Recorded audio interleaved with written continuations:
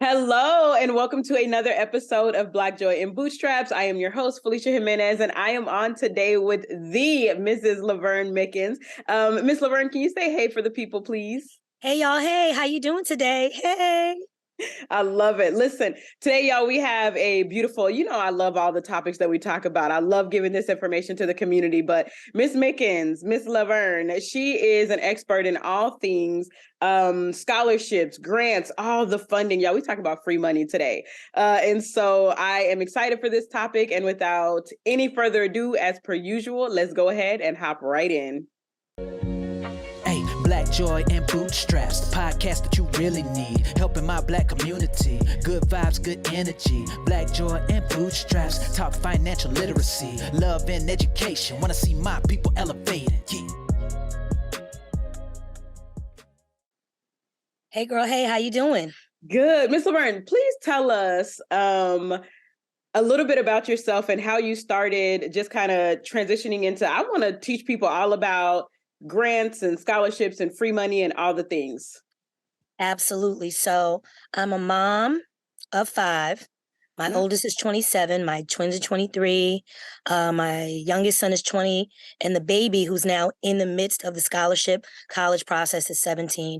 I've been married to my husband, who's also a teacher, for 25 years. Come on, educators. Educators in the house, yes. So and we were both doctoral students at one time, and up to a certain point, they cut off your financial aid if you're in school for too long. So I started looking for money for myself. And then when my oldest son was ready to transition from high school to college, I kind of started looking for him, and he was winning like crazy because he was really smart. And so I saved all his information and saved it for the next child, and then the next child, and then the next child. So as I'm researching, I would put things on Facebook at the time, Instagram, when we started getting on Instagram, and people in the community kind of know me as the money lady, as the college mama and the scholarship mama. If you have questions, I'm the one to go to because I probably have the answer or I can find the answer. So I've just been trying to help former students. I've been teaching, like I said, for 22 years. A lot of them are grown now with their own kids. They come back to me, ask me for help for themselves or for their kids. So I'm just trying to be a wealth of information for everybody. Yo, when I tell you I'm so excited because we know how like daunting student debt is right now, the student loan debt crisis. And, so many of us were so excited about that debt relief. And then we're sitting here waiting on that debt relief. Listen, And so, who's going to pay it, Uncle Joe? Because I'm not. Baby, Where's Kamala at? She going to pay it? Because I'm not. Ma'am. And we're getting her hair straightened, but she needs to pay it because I'm not. And so I'm with you. And so we were sitting here and we're like, man, like this is such an incredible topic to hit on. And so I want to start with like the very basics. And Black women just out here saving the world. You like, look, I saw what happened to me. My funding ran out. Then I'm like, let me go and save the world. I got to tell everybody about this. So tell me, just before we even like dive in, what is the difference between a grant, a scholarship, financial aid? What's the difference between those things? What do they mean? Okay. So let me see if I could break it down like this really easy. There's free money, and then there's money that they loan you that you have to pay back. Let's start with the free money. So scholarships, that's usually private money that you apply for that you don't have to pay back. So for instance, Coca-Cola, huge companies give scholarships, Dell Computers, your local fraternities and sororities in town, they'll give scholarships. Or like the Lions Club, the Elks Club, lots of veterans organizations, they'll give you a scholarship. You usually have to write an essay, you compete against other people, and you win that money. Grants, that's free money, usually from larger private organizations or usually the government. There's something called a Pell Grant, depending on how much your parents make or how much income you have. Usually you have to be at a certain poverty level or right above that to get what's called a Pell Grant. You don't have to pay that money back. Loans, of course. I've got tons of loans. Loans, that's money that you borrow and you have to pay back with interest. And that's why the president right now, hopefully, is going to eradicate student debt because I've got a lot of it. And there's federal loans and there's private loans. We can talk about that also. And then financial aid just in general, if you're applying for college and you get accepted, they'll give you what's called a merit award. based on your grades and your extracurriculars. And it's usually basic and it's minimal. But then you can get institutional financial aid from the school. You can also negotiate for a higher financial aid package. So there's a lot of different buzzwords in Yeah, education and finance right now. And a lot of people don't know. They don't know the difference. So I'm out absolutely. here trying to help people. We have on the campus that I worked at, for before, we had what's called a CCMR person, and that's college career military readiness. So they were to learn all of these Nice. things. Do you guys have that on your campus as We well? Or use do. that person? So here in the city, in all the high schools, they have a college readiness.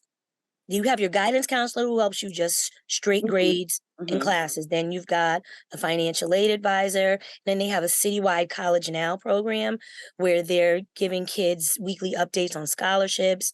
If you need help with your financial aid, what is the EFC? Do you know what a 1040 is? Because you're going to need to fill in your parents' information, get your parents in here. Maybe they don't know what that is. So we've got college advisors, money advisors, and just general guidance advisors to try to lead and guide these kids on the right path. And Yeah, that varies by state, right? Because I'm in absolutely. Texas. Yep. I'm in Texas, you're in Massachusetts. So it's also important to know, like, wherever you are, you need to be trying to find all of those resources. And I love what Laverne said, because the best starting point is going to be that guidance counselor. So at your school, every school has counselors. And so you want to start with them to see what is it that you need to do, what classes you need to take, all the things to even start that journey into looking at college and all the things. So appreciate that. Absolutely. So let me ask again, because I just wanted to be sure. When you say financial aid, when somebody says I need to go get FAFSA, right? What is it that they are signing up for? Okay, so financial aid or the FAFSA is a free form Mm-hmm. sponsored by the federal government to get millions, almost billions of dollars in aid from every school in the country. So what happens is you have to sign up for what's called an FSA ID. Basically, just so they recognize that you are you. Your parents also need an FSA ID because they're going to have to sign the document after they're done filling everything in. And basically, you fill out the FAFSA, your name, your information, if you had a job, how much income you had, if you're in foster care, if you lost a parent. There's lots of money out there for kids in those situations. If you worked, how much money you made, if you're even going to file taxes, if your parents file taxes, how much money they made. And what's good about it is for the parent side of it, they have what's called the DRT tool. The IRS has a tool that instead of you looking for your taxes every year, you just electronically Yeah, just input that. slide the information in from one portal to another. And then you go over the information. You can look for someone to help you prepare it, or you can do it yourself. You sign it with your FSA ID. It's a 4-digit code, and then your parents sign it, and then it goes, and then you have to choose up to 10 schools. There are 10 schools that you're interested in. It may be more. If there's more, then we'll talk about what you have to do if you have more than 10 schools, like my daughter did. So you put your 10 schools in, they get all your information to the financial aid office, even before you get into college. And this opened October 1st. So you want to make sure you do it as early as possible because that aid goes quickly. So as Mm, soon as you click submit, the financial aid office of every school that you entered gets your information, and then they start compiling your data and seeing how much money they think they want to give you. And at mm, the end, you're going to get what's called the EFC. The EFC is the estimated financial contribution from your parents. You want that number to be as low as possible. Sometimes it's not, and kids and parents think, oh, I'll never get aid. I make too much. Don't ever think that. Fill it out. You'd be surprised at how much money you still get. Even if your EFC is as high as 10,000. One year, our EFC was 15,000 because we look good on paper, but I'm broke. yeah, Listen, and that's the majority of I can't Americans. pay Like, it. It's the majority of parents. We're yeah, middle class, but we're broke. yeah, So even if your EFC is high, it may not be zero because I'm not dirt dog poor, but I'm still struggling. How yeah. can you help us out? And that's where the negotiations come in. You call the financial aid, you call the bursar, you call the registrar, you call the school, and you give them the extended circumstance piece. Well, here are my updates. One person's out of work. That won't show on my taxes because those are last year's taxes, but guess what's happening this year? I got one person sick, one person's out of work, somebody's on mental health leave. My son is in and out the hospital. I got bills from here to there. You give them your situation and you negotiate your package. even before you get accepted to school. Yeah. Laverne, I didn't even know that that was a thing. Like you just like like my mind is kind of blown because I didn't know like you could negotiate. I thought like Oh, they absolutely. tell you and what you get is what Because you they're get. competing. Because think about it, colleges are businesses, right? They want your business. They want that money. So, for example, one of my twins, she got into Smith, but she also got into Mount Holyoke. Well, I'm looking at these aid packages. Who really wants her? Because we got into this school over here, and they're giving us this. Your package is nice, but we're gonna need a little bit more. And here's why. So, yeah. Listen, you finna have us all out here negotiating. What you got? Let me do this. Right. So, okay, something you said was like when you said earlier that your son was really smart, or like what are some things that contribute to you receiving more scholarships or free money? When I tell you there are scholarships for everything under the sun, so a lot of people worry that their kids don't have straight A's and have all this laundry list of extracurriculars. Don't worry about that. They have scholarships if you're short, if you got a lazy left eye. They have scholarships if you grew up in Section 8 housing. They've got scholarships if you lost a parent, if you lost both parents. They've got scholarships for kids with a 2.5.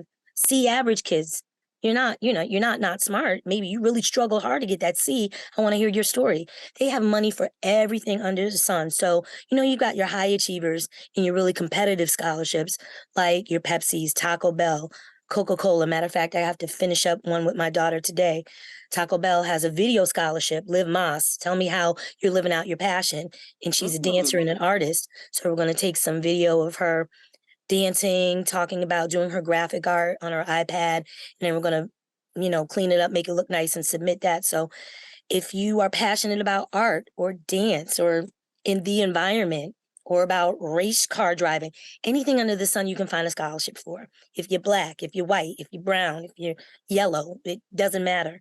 There are people willing to give you billions of dollars just because you're you, no matter who you are or what you do. That is so interesting to me because I feel like I was once told that scholarship money comes from one or two ways, academics or athletics. And academics almost always fell under the category of SAT scores. And so can you elaborate a little bit on that? Was I just completely misguided? I mean, obviously I was, because you're telling me you can get it for being tall, being short, being Yeah. so. See, and because whoever's giving you that information is probably ignorant about where the money is coming from. So before you take the SAT, you take the PSAT in either your 10th or 11th grade year. And depending on how well you do, you can be submitted. Your name is entered into like merit-based scholarships because you did so well. And what's interesting now with COVID, a lot of schools are now test optional. They don't even want your SAT scores, which is great for us. Yes. Because even though my daughter has like a 4.7, I don't want to say she doesn't test well because she did really well, but not as well as a lot of these schools would think they want you to do. So none of the schools have her test scores. Right. So guess what they're looking at? They're looking at her GPA, her grades, her extracurriculars. So of course, athletics, you're always going to have your top tier athletes, your D1, D2 schools that are looking to give money to a lot of football, basketball, soccer, golf players. But what if you don't play sports? And what if you don't have straight A's? Then what? You can get scholarships. There's a plethora of places that you can get scholarships. I mean, I encourage children to do well, but a lot of times they don't. A lot of times, for instance, my son was transitioning from private to public school. His first year, ninth grade, he completely bombed because them private school kids were driving him crazy. It was time to go. So he's brilliant, but he failed his entire ninth grade year. So we had to transition to 10th grade and make that time up. He started gaining his momentum and his confidence back. So, that by the time he got to senior year, he had a 3.5, but they're looking at your ninth grade year, like what happened here. Right. That was his essay. Let me tell you what happened. Let me tell you about my experience with these people. So, and he got lots of scholarship money because of that. So it used to be like, for me, I went to high school 30 years ago and it used to be athletics and academics and that's it. But it's not like that anymore. Well, that's good to know because I feel like it's so, and a lot of times, like in a lot of schools, they start talking to kids just piggybacking off what you said, right? Your son had a horrible ninth grade year, or transitioning ninth grade years, we're going to call it. He had a transitioning ninth grade year. And so then by the time they get to their junior and senior year, you've got your counselors coming into your classrooms talking about college, and they're looking at your GPA.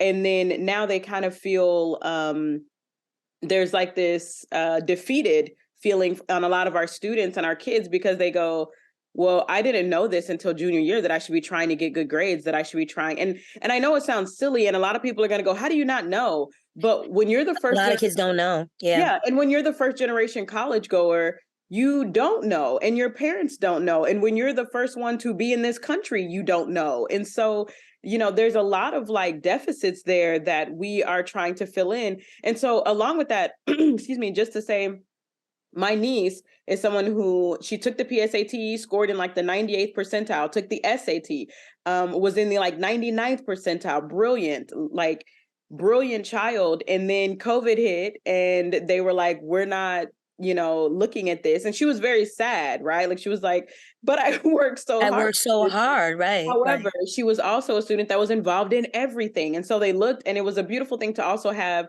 universities look at kids holistically, and like you said, it definitely helps our kids. Now, my niece is white, but it especially helps us Black and brown folks, because we're looking at this, and when we don't have the grades, we're like, yeah, but I'm a really good speaker, or I did Right. really good in these areas, or I did Exactly. this, the same thing that I think it was Harvard, was that they do the personality test and the academic test. And so Right. Right. anyway, it's just a beautiful thing to be able to be looked at holistically, as opposed to just one section. And so Exactly. with that, I want to ask you, when is it like, is there a such thing as too early to be looking at scholarships? What are we talking about? When's a good time for me to say, yeah, I need to know where I can get some money from? So really competitive parents, they've got scholarships and competitions for kids in elementary school. What? So, and what they'll probably do if you start early and win money, they'll put it in a trust, Mm-hmm. or they'll hold on to it until you're ready to graduate from high school. But they've got elementary scholarships, middle school scholarships. And if you're not ready, then ninth grade, I tell ninth grade and 10th graders all the time, you can start looking for money now. And like you said, I want to piggyback on what you said. Kids don't know what they don't know. A lot of Exactly. people don't know. They start looking at your transcript. Ninth grade, everything matters. And I Mm-hmm. teach fourth grade, and I don't want to tell the fourth graders, don't stress about that B I gave you. Nobody's going to look at it in 15 years. But here's what I want you to know. When you get to high school, hit the ground running, because everything counts from this point on. They're looking at ninth grade, 10th grade, and 11th grade. And that's why seniors get senioritis, because they take the first quarter of your senior year and then they evaluate you on 4 years. So sometimes kids get senioritis, and after December they kind of slack off. But yeah, you can start looking at scholarships. I just gave a fifth grader an art scholarship submission because she's a beautiful artist, and it was $10,000. I hope that she wins. It was due this week, so I have to check on her with that. Middle schoolers, they have the VFW, which is the Veterans of Foreign Wars. They've got a Voice of Democracy contest for middle school and high school. You have to literally they give you 2 topics, you choose one.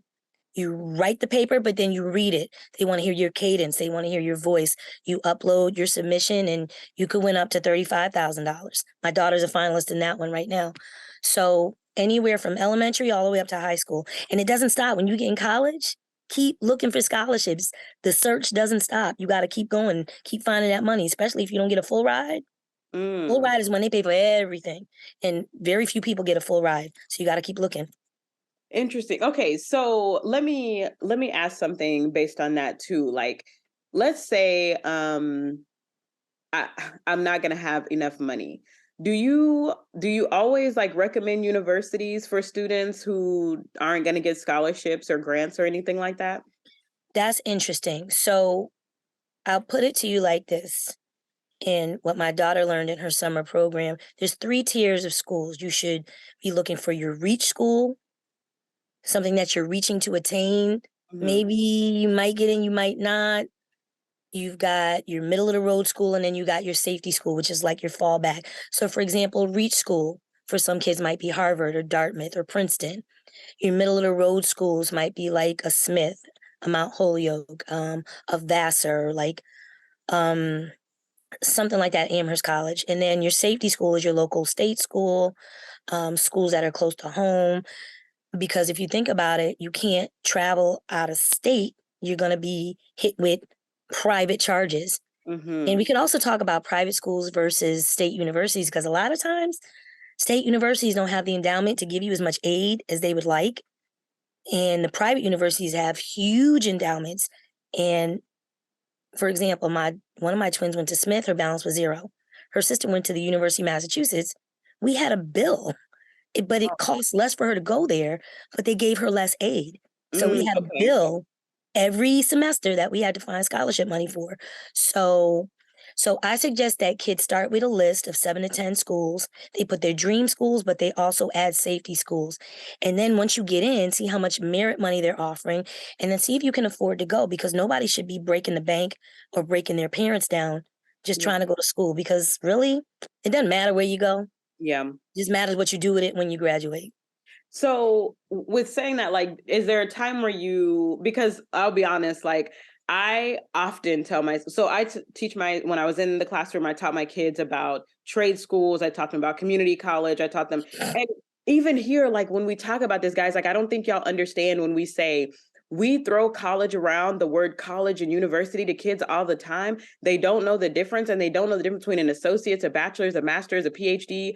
They don't, like, a doctorate degree. They don't know the difference. And so we just continue to say, oh yeah, when you go to a 4-year college, or when you go here, and they're like none of it makes sense. And our babies, they do not love to ask questions. Some do, but the majority just do not, right? Like, we've kind of beat that out of them. By the time they get to high school, they're not asking questions.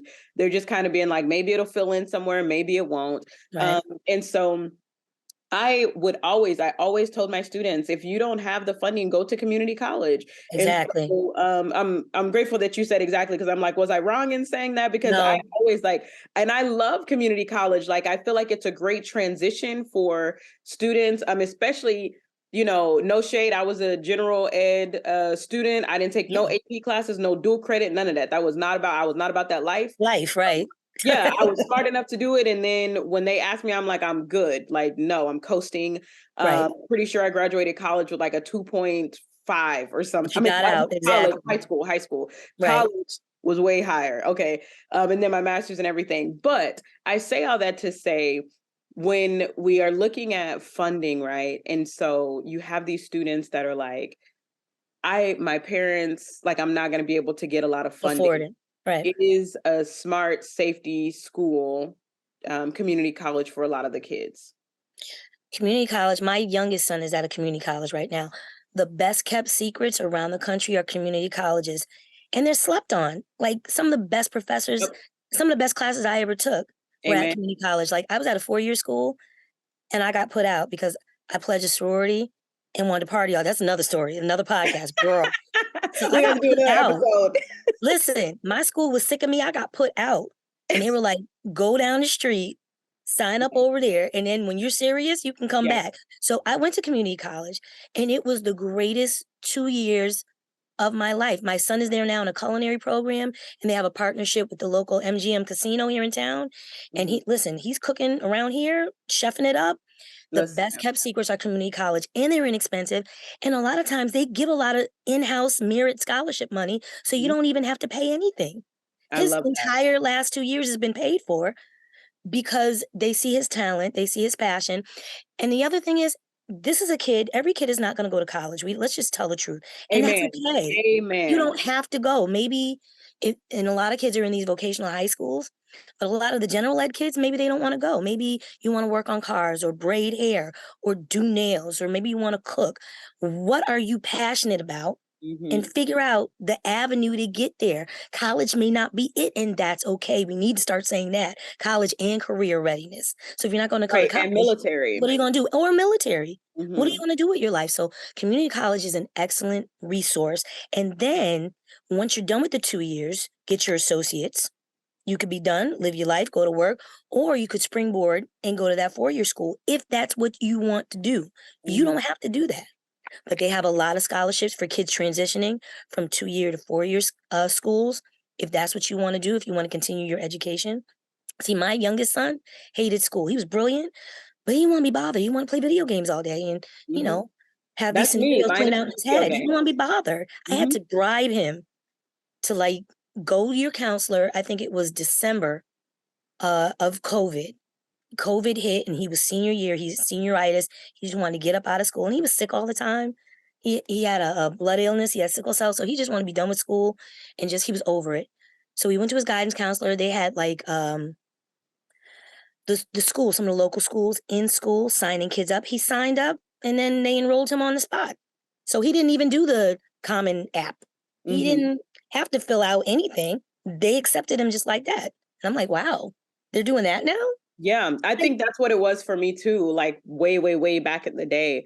I was gonna say too, and this is a whole other episode because I know we want to stick with funding, but for my high school listeners and parents with high school kids, I just want to say, especially to the parents, sometimes when you look around, especially when you get on social media and all these parents have posted, that their kids going to this school, this university, and that university, and you kind of, it's easy to get caught up Yeah, in that don't, competitive spirit. Yeah, but don't. like it's okay if your kid works and it's okay if your kid goes to community college. Like all of our kids are not the same.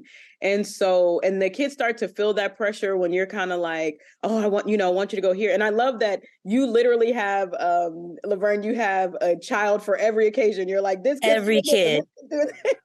Oh, well, let me tell you Like, about this kid, how he feel. Oh, let yeah. me tell you about my kid. Yeah. Oh, yeah. Yeah, and Absolutely. so it's lovely to hear because you're like, look, I got one going to this, university, and then I've got one in community college, and I've got, so I think that's really cool to One see who hates because- school, one who, right. listen, And that's college is a okay. scam. I'm not going, all that. Listen, TikTok done taught all of us that college is a scam, but let's move It on. is.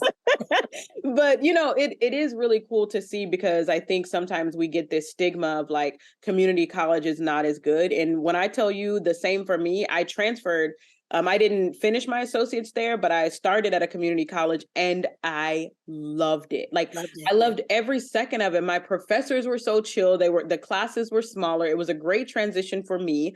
And so again, the price, I was paying out of pocket. I got like a Pell Grant and then paying some out of pocket. I was working. It just was very convenient. And so I think that that's an important conversation to have whenever we are looking at the funding and everything is like, sometimes we want to look at everything that glitters and say that it's gold. That's But not for us, though. It's not for us. amen. And so anyway, Right. What but I God just has for you is for you. yes.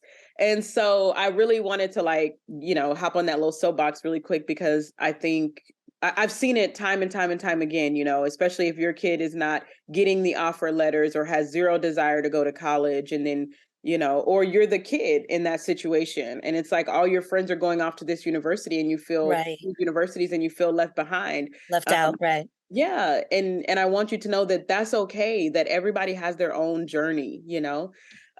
So let's talk about application fees because, girl, they be kicking our ass sometimes. Like Right. I'm talking about when you're looking at $75 per kid, I mean, per application, these can add up. So They talk really to us can. about are there any waivers for that? Waiver. I was about to say, I Let's got one word for you, and it's waiver. So the first thing you want to do is go to your guidance counselor and ask, how do I get a waiver? How do I apply for a waiver? Do I qualify for a waiver? So most schools, especially if they're free lunch or reduced lunch schools, which most, I know where I am, it's an urban inner city district.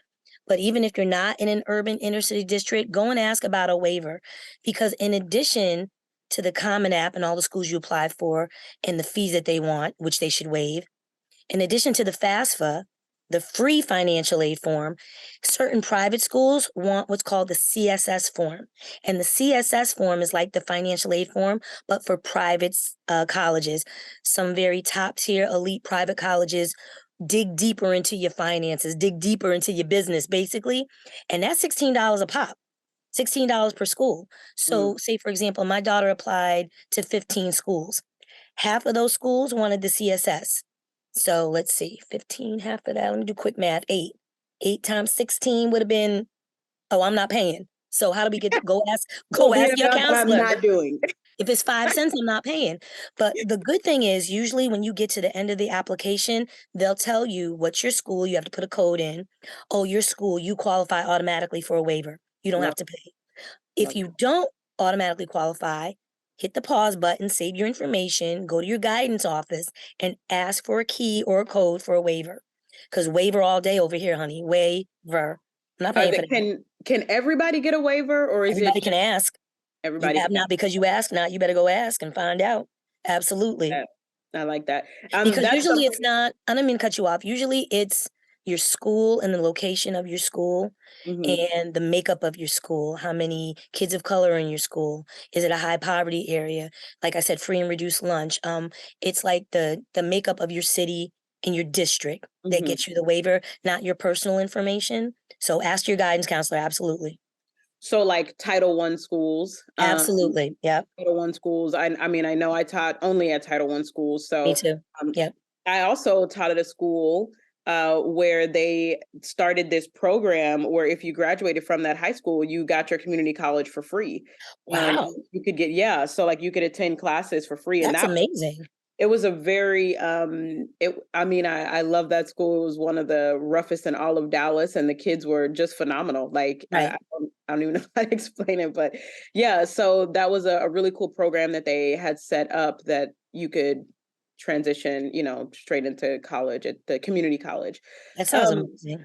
yeah, it was a really cool thing. So how do we find all these things? Like you just threw all of them out at us and you said, look, there's money everywhere, money just on the streets. Okay. But like, what do we do? Because when you start applying for colleges, girl, you already know it's overwhelming. It But is. how do we find this stuff?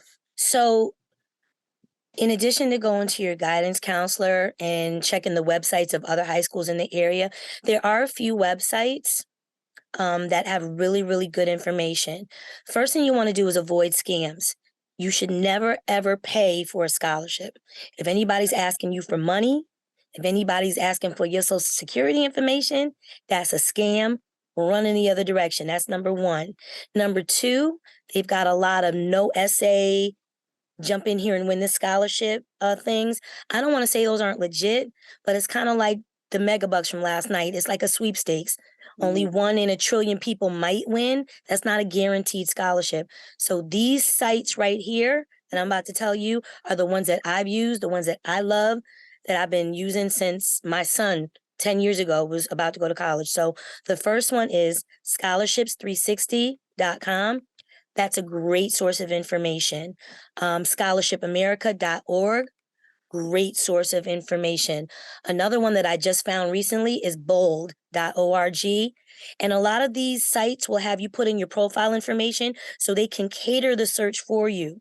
So you'll put in that you're a high school senior, you're African American, you're female, you're LGBTQ, you're interested in art, you're interested in mechanics or aerospace engineering. You put all your information in and they will give you the list of scholarships that you can apply to. Scully is another one. I believe Scully is a young man that went on Shark Tank and got the money to start his scholarship website. So if you start with those right there that I listed, there was one more. Oh, Going Mary is another one that's brand new that I just found. GoingMary.com. I love that site. Oh, you know what? Social media, the internet. If you're not able to get on sites and you're not able to work together as a team, there's lots of people on Instagram giving great information, free Mhm. information. Like I said, don't ever pay to win a scholarship, whether it's Instagram or TikTok or Facebook or just going online in general. If you put the word scholarship in the search, Mm. lots of helpful information will pop up. But if you're doing a Google search, you want to make sure you narrow your search. So put in scholarships for dancers or scholarships for medical students or scholarships for high school seniors that are African American that want to be veterinarians. Ooh. Narrow your search and you'll get the information you're looking for. That's a really good piece of advice. I think a lot of times we just think broad and we go scholarships for UT Austin, scholarships for, and it's like, no, what are you like? Do we have scholarships for our LGBTQ youth? Do we have scholarships for our golf players? Do we have scholarships what is it that you can for horseback riding for like there's like so many different ones. And I love that you said African Americans, because we need a lot of that. So Listen, we have hit a lot. I'm going to put all of those things and also link her up because you need to see her page. She gives out so much good information. Laverne is Oh, and just locally also check. So there's never a good time anytime is a good time to jump in and start because it's year round. But now that it's January and it's the new year, this is where locally your churches will start to talk about their scholarships, your fraternities, your sororities, your links, your girlfriends, your Jack and Jill clubs.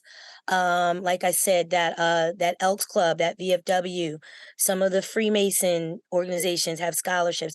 Look locally, have your grandma, your Mima, your mama, get down to the Kroger, get down to whatever grocery store. Walmart has a scholarship, Lowe's has a scholarship, Home Depot. A lot of huge companies now are starting to release their scholarship information because it's their quarter now, this time of year, for them to do that. So look at other high school websites, look at their guidance offices. Don't just talk to your guidance counselor, talk to other guidance counselors and talk to your friends that go to other schools. What do they know? Do they know about scholarships that maybe you don't know about?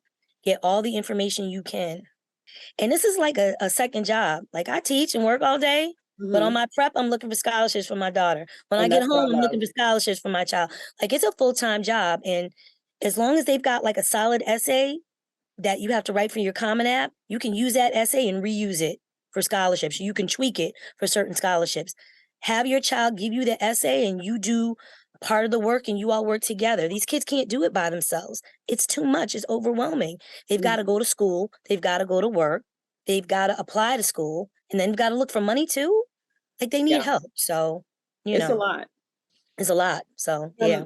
One thing I was going to say too, like, mind you, if y'all were like running to get a pen, I will put all that information in all of the sites everywhere. You can find it on Instagram, Facebook, YouTube, all the things. So no need to like run and try to rewind and everything. I'll put it everywhere. But so we know that it's a lot of work. What is the normal amount that you can, I don't want to say bank on because that doesn't make sense, but is there an amount that you feel, well, I can usually get kids about this much, or this is about the amount that kids can get if they're diligent and try to do certain things? Is there any amount like that, or is it just like? I don't even approach it like that. You know why? Because it's like taking your money and going down to casino and hoping that you can win. I mean, you know you're smart, you know you're valuable. You've got to craft your essay a certain way and you hope that you win. Let me give you an example. So from July until the end of the year, I think my daughter and I applied to 10 scholarships a week. Wow. She only won 2.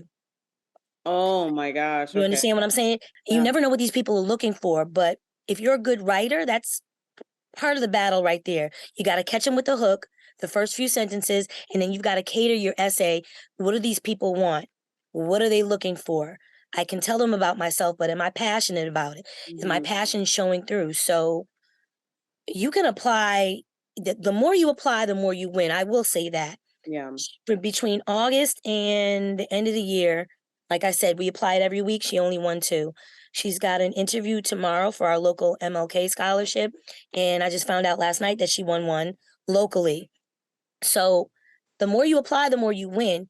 So the effort is like anything in life. What you put in, you'll get out eventually. I know a lot of people think it's a scam. I did all this work. Well, let me see your essay, because that's half the battle right there. How well did you craft your writing? Was it coherent? Did you restate the question? Like that's good for English class, but you can't do that with scholarships. There's lots of secrets and tips and tricks that a lot of people don't know about that scholarship judges are looking for. And we got that episode coming up too, y'all. So yeah, all the absolutely. things, I got an admissions counselor coming on to tell us what they're looking for and all the things. So stay tuned. Admissions, yeah. How they look, how they take 2 seconds to look at you and toss you off to the side. And what your essay should look like and what it entails and what it shouldn't have and all the things. So baby, we're going to get down to the nitty gritty. We're going to get these kids in college if that's what they want, right? Yep, absolutely. But what advice would you give students or parents of high school age kids? We've talked about it's never too early to start. You can get scholarships at any time. You can put them in a trust. What the difference is between Pell Grants and financial aid and loans and all the things. But is there any other piece of advice that you would like to give them? parents Oh, or that's students? good. I think you need to sit down and have a conversation early, and parents need to be honest about exactly what kind of support they can give, and students need to be realistic about where they want to go and where they should go. And I'm not saying you don't have lofty dreams and you shouldn't chase your passions, but maybe NYU is not going to be for you. Maybe you should, have that list, like I said, of reach schools, middle schools, and safety schools just in case. You should have a conversation with your children about what you're able to do. And if you have this dream, what are we going to do to attain and achieve it? Are we going to work hard on these essays and get these scholarships? Or are you really interested in school? Do you have a passion that you want to pursue with your hands as a trade? What do you really want to do in life? Especially now, the world on fire and things are crazy. Let's be honest about what we're doing here, and let's not waste money while we're doing it, because money is not growing on trees and we don't have any to burn. So Absolutely. I Absolutely. think you need to have the conversation and be honest with everybody, Mhm. because those college decisions affect everyone. Those loans you take out affect you for generations. And those Parent Plus loans, something else I forgot. Oh my You gosh, think I was also just those about to Parent say Plus that. loans, yeah, the devil, El Diablo. No, don't do it. Yes, let's talk about parent loans because I had never, first of all, when I went to college, by the time I went to college, I didn't have any help from my parents at all whatsoever. Wow. And so just recently, again, when I'm looking at my students go to college and they're talking about parent, whatever you just said, I didn't even know that that was a thing. That was So a thing, yeah. yeah, what is that? So let me tell you how I got hit with the Parent Plus loan nonsense. So there's subsidized and unsubsidized. So your child, if they take out loans, they will get a certain amount of subsidized money and unsubsidized money. And then if that doesn't cover the whole bill, financial aid or the bursar's office will reach out to you, even though if you have a question, they'll scream FERPA all day and say, you don't have a right to ask me about your child's finances. Tell your child to grant you permission, and all that nonsense. But they will say, well, hey, you have a balance. Do you want to take out this Parent Plus loan to cover the balance? And I'm thinking, my child's in my ear. They're stressed out. They got to get books. They got to start classes. There's a balance. I can't pay it. Well, let me go ahead and take this loan out. Don't do that. Because a lot of times those aren't federal loans, they're private loans, and they don't Mhm. fall under the umbrella of forgiveness. I'm Mm. a teacher. I'm about to get a lot of my loans forgiven. My Mhm. husband's about to get his loans forgiven because they were federal. These are private loans, private money that they're trying to throw at you that you will have to pay back with interest compounded on Wow. top of that. And they're trying to rush and get you to hurry up and sign this paperwork. Well, your child needs their books and they've got to get to classes and we've got to hold on their account until this balance is zero. Mm. So, yeah, don't So do it though. only do I those encourage if you. you absolutely have to, but I mean, just like so many other ones, they're predatory. Like it's like we want our kids to go to these schools. And so again, this kind of goes back to the conversation you were saying of we have to be realistic about what we can afford, right? We have to be realistic and sit down and say, hey, baby, look, they want me to take out these loans. I cannot do that, right? For the sake of whatever it is, we're not able to do that. Or, if you're the parent that says we can do that, then do it. Right, But if it's going to cause that financial strain, then a conversation is probably going to need to be had. right. And another thing, I mean, again, a whole other episode that we'll be talking about is managing that money, because sometimes you get this bulk of money. They will pay your tuition first. They You will get a pay, refund. yeah, they will send you that money. And then you're looking at like 10K in your account or 5K. And you're like, what do I do with Wow. all this money? Well, baby, it's Right. gonna last you. It has to last you a certain amount of time. And so that's also like an entire budgeting thing that we have to talk about as well. Yeah, I Um, know a lot of us in college, when we got that refund, baby, listen, I, because I don't recommend that people do that, but they'll give you all this aid. Your bill is covered. There's a balance of zero. When you get a refund, you get that refund check, people go shopping. You get that refund check, baby, people run and gamble with it. I mean, but you still, that's not your money. You have to pay that back. and the worst thing you could tell us, baby, is that the bills are paid. Because when Right, we're looking at all this money and the bills paid, stop playing. right.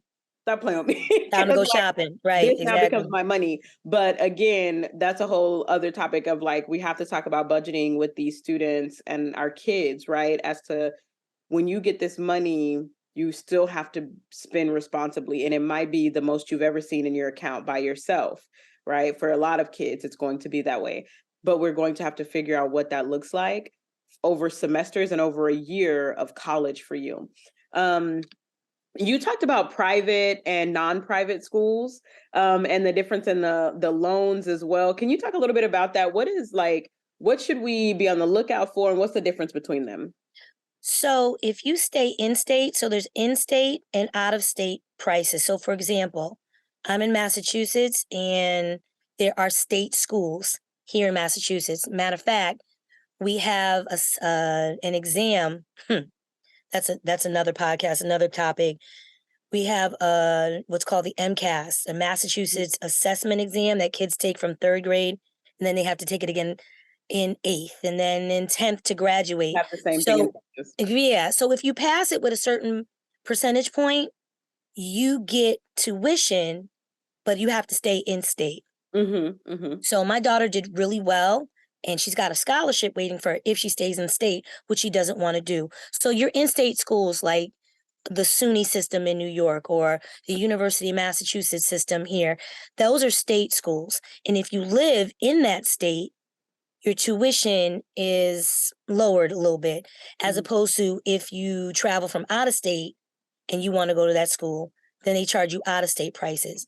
Compared to private schools like an Amherst College or a Smith or a Mount Holyoke or an Amherst or a Hampshire College, those are private colleges that cost way more than the state schools, but they have large endowments. An endowment means alumni are giving back money to give scholarship money to incoming students. So for example, Smith College this year might cost $77,000. A student with great grades, great recommendations, great SAT scores might get $70,000 worth of aid. So that means you only have to come up with the rest. And then you get scholarships or you get more merit aid, things of that nature, as opposed to if you go to the University of Massachusetts, a state school, which may only cost you $13,000, they're only going to give you $3,000. You got to pay $10,000 because they don't have a large endowment. Jeez. So those things you need to think about and consider also. That's a lot of information, and it's really, I think that's one thing that a lot of people don't know is about the in-state and out-of-state tuition. That and it's so interesting because colleges love to tell you, like, they love this line, that they love to take care of their own first, and so that's why they charge the in-state less. But the truth is, capitalism wins again. If there's a way that they can find a way to like charge people more, to do then they that. will. And so they Absolutely. literally say, hey, because you're not from here, you need to pay more. Like that's Right. anyway. So Yeah. because I'm in Texas, a large majority of the audience is in Texas. And so when we talk about private universities, we're talking about like Southern Methodist University, right? Like SMU in Texas, which we know is really expensive and really prestigious and all the things. And then the UT Austin, that's a public institution. And so also expensive, also, prestigious and elite for Texas. But they do have different, what is the word I'm looking for? There are different, first of all, there's different price tags, but benefits and all the things when it comes to networking and just so many different things. Exactly. And the money that they're going to be able to receive, scholarships, all the things. So it's just important to look those things up. But listen, are there anything that you feel we missed? Because I feel like we talked about so much. Oh my goodness. I know. I talked about financial aid, the FAFSA. I talked about with the EFC, what parents can contribute. We talked about scholarships and sites. I love that. This is my last piece of advice for this. And I'm telling this to parents and kids. Don't be scared to ask questions. Do not be scared to ask questions because we miss out on so much information because we feel embarrassed or we feel like we should know these things or we feel, whatever the case may be. But I'm telling you now, nobody knows everything. And so figure out like, and sometimes here's the thing too. I am big, and y'all know this. Sometimes I will be like, I don't even know. You know, when you don't know what you don't know, you don't even know what to Right. ask. Right. Right. So like literally make the appointment with the counselor, with your child, and say, look, we don't even know where to start. And I promise you that those folks are knowledgeable. They got full degrees in this. They make more than the teachers. Okay. So like they know their stuff, and they know how to talk to you. They know how to communicate and say, this is what I'm hoping, you know, some folks, but they should be able to tell you everything that you need to know. So just don't be scared. Don't be intimidated. They are there to help. That is literally their job. Right. They will help you. Absolutely. Fern, you have been incredible. I can't wait to put Thank your you. link and everything, because she just gives such great information all the time. You can check out her Instagram and everything else. But I just want to say I appreciate you. You have just done it again, you know, just like given all the good information. And please even hit her up, because she has, I mean, as you can tell, all the well of knowledge. So, but again, thank you so much for coming on today. Thank you, Phylicia. Thank you so much. And I'm just trying to get this information to everybody. So if it's 5 cents, don't pay it. I might make a shirt that says that, because there's too much money out here that people are not privy to. Mm-hmm. And my mother likes to say, you have not because you ask not. So ask. Every Black mama. Ask the questions. Yeah. Mamas and grandmamas, right? I love Absolutely. it. Thank you so much. Thank you.